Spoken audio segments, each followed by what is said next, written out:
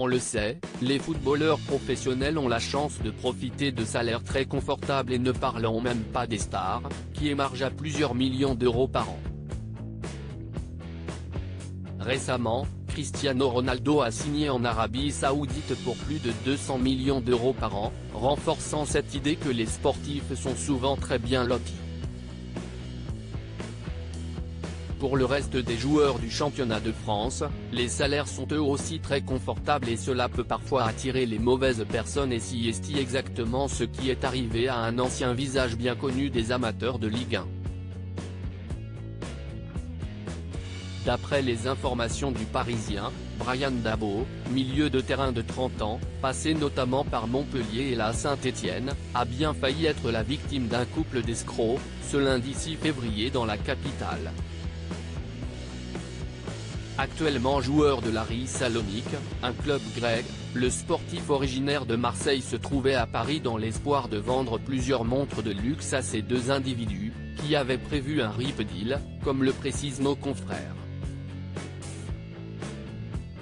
En fait, le couple avait prévu de payer le footballeur avec de faux billets et l'arnaque aurait pu leur rapporter gros, puisque les trois montres sont estimées à près de 178 000 €.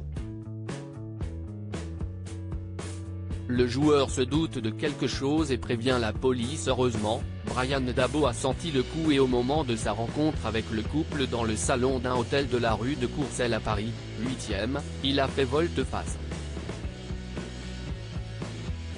Alors que les acheteurs étaient censés lui faire un virement sécurisé, les deux escrocs, un Italien de 43 ans et une Roumaine de 36 ans, sont arrivés avec une liasse de billets de 200 €, ainsi qu'une compteuse pour estimer l'argent.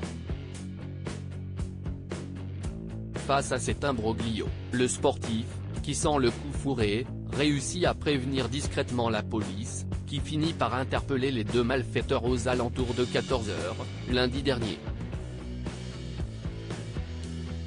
Après vérification, les billets étaient factices et les policiers du commissariat du 8e arrondissement de Paris ont pu les placer en garde à vue. Toujours selon Le Parisien, le duo serait également recherché dans d'autres pays.